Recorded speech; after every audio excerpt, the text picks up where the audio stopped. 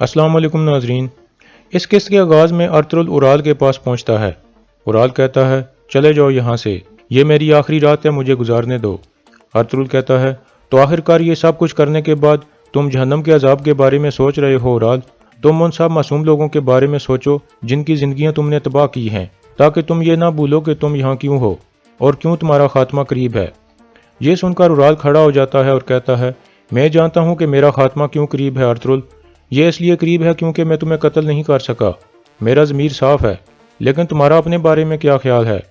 تم کیا کرو گے جب سب کو پتہ چلے گا کہ میں نے گورنر کو قتل نہیں کیا تھا اور نہ ہی دوسرے جرم کیے تھے؟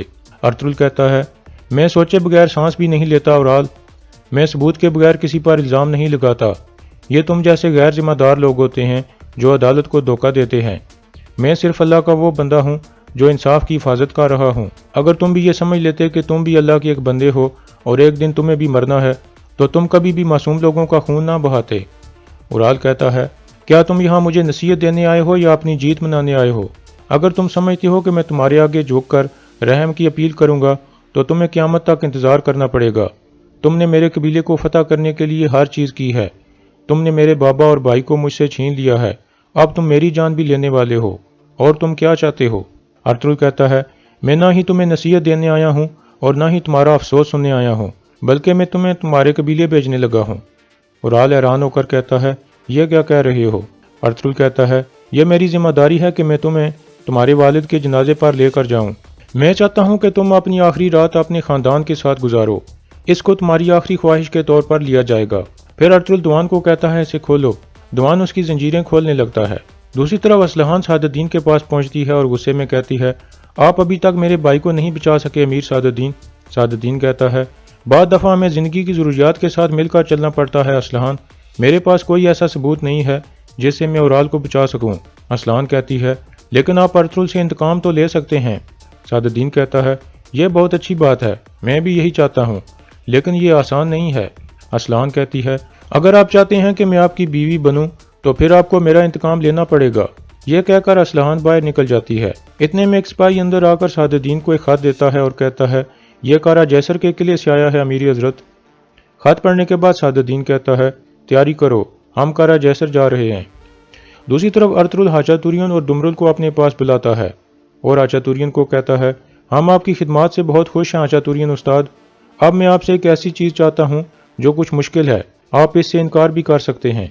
حاجہ توریان کہتا ہے میں آپ کے لیے اپنی جان بھی دے سکتا ہوں ارطغرل صاحب۔ ارطغرل کہتا ہے شکریہ، تو پھر آپ کو کارا جیسر کے قلعے جانا ہوگا اور وہاں ایک دکان کھولنی ہوگی، لیکن ہمارا مقصد کچھ بیچنا نہیں ہے بلکہ یہ پتہ لگانا ہے کہ وہاں کون آتا اور جاتا ہے اور ان کے بارے میں معلومات اکٹھی کرنی ہے۔ اس کام میں ڈمرل بھی آپ کی مدد کرے گا، اب آپ مجھے بتائیں کہ کیا آپ یہ کام کر سکتے ہیں؟ حاجہ توریان کہتا ہے ارطغرل صاحب اگر آپ نہ ہوتے تو میں بھی مر چکا ہوتا، میں چاہے آپ کے لیے کچھ بھی کر لوں، میں آپ کا قرض نہیں اتار سکتا، میں آپ کے مقصد کے لیے خوشی سے اپنی جان بھی قربان کر دوں گا۔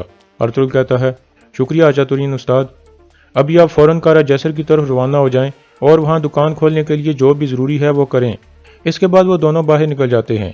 دوسری طرف سعد الدین کارا جیسر میں وسولیس کے پاس پہنچ جاتا ہے اور کہتا ہے تو اس دفعہ تم مجھے گورنر کے طور پر مل رہے ہو وسولیس۔ وسولیس اٹھ کر اسے ہاتھ ملاتا ہے اور کہتا ہے میں ہمیشہ آپ کی معلومات کے ذرائع کے بارے میں حیران ہوتا ہوں۔ سعد الدین کہتا ہے معلومات سب سے اہم طاقت ہوتی ہے وسولیس، لیکن میں یہ جاننا چاہتا ہوں کہ تم نے کیوں فوراً مجھے ملنے کے لیے یہاں بلایا ہے؟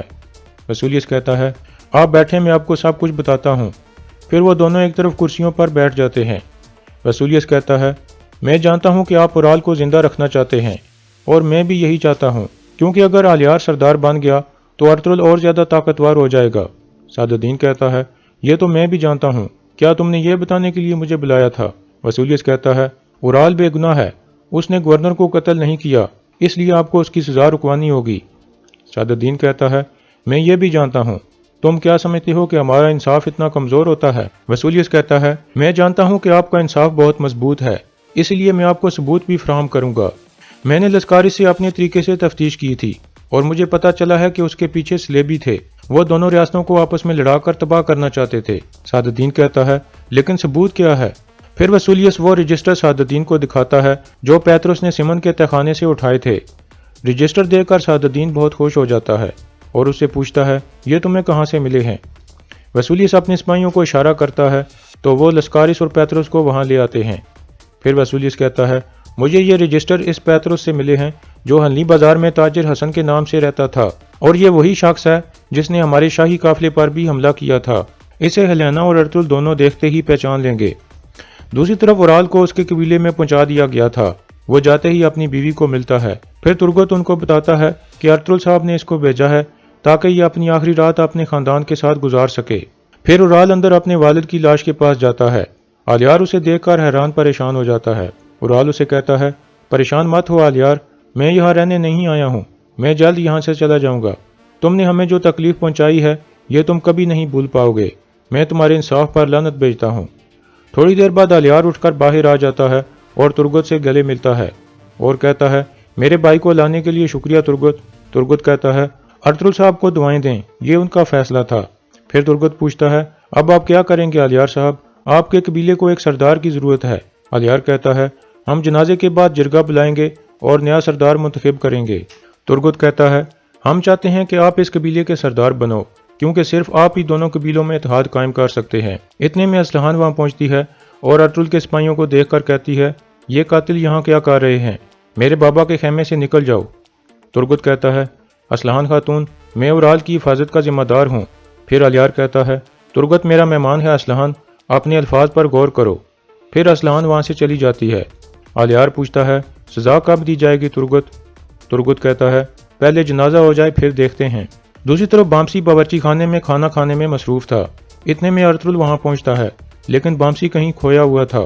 फिर अर्तुल पास आकर कहता है, क्या हुआ बामसी, ये तुमने अपना क्या हाल बनाया हुआ है, क्या तुम हेलेना के बारे में सोच रहे हो?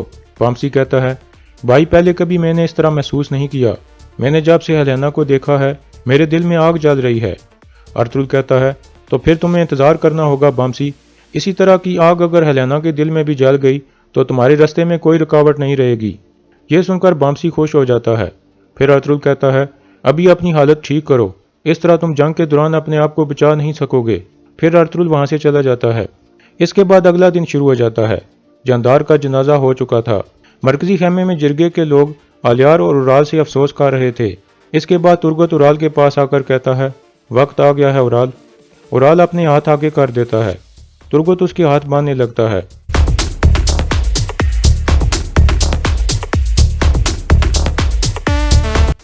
उराल अपनी बीवी को कहता है, मेरी चोलपन, जो मैंने कहा है वो मत भूलना। फिर वो असलहान को कहता है, अपनी भाभी का ख्याल रखना असलहान। इसके बाद तुर्गत उसे लेकर बाहर निकल जाता है।